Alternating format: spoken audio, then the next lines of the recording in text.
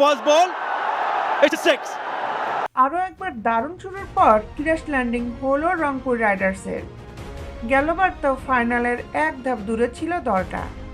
এবার এলিমিনেটর থেকেই বিদায় নিতে হয়েছে নুরুল হাসান সোহানদেরকে।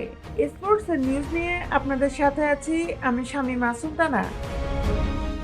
এবারের আসরে সবচেয়ে নিখুঁত দলটা তাদেরকেই মনে করা হচ্ছিল।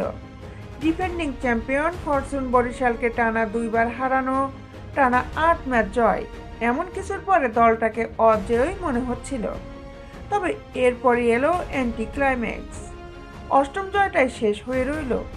রংপুর আর জিততেই পারল না। সব শেষ এলিমিনেটরে তারা হেরেছে চিটাগং কিংসের কাছে। তাতে বিদায় ঘণ্টা বেজে গেছে তাদের। দলের এমন বিপর্যয়ের পর পুরো দোষটা নিজের কাঁধে নিয়ে নিচ্ছেন অধিনায়ক নুরুল হাসান সোহান। তিনি এক ফেসবুক পোস্টে বলেন, এটা আমার ব্যর্থতা, আমি এর দায় নিচ্ছি।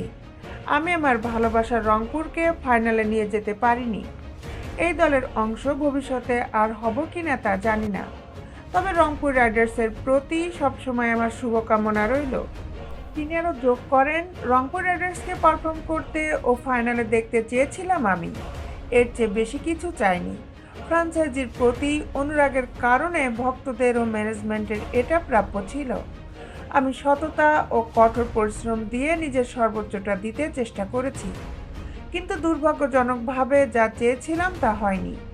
আমি আবারও দুঃখিত। দেশ বিদেশের খেলার আপডেট নিউজ পেতে আমাদের সাথেই থাকুন। Justice sports, Dhaka.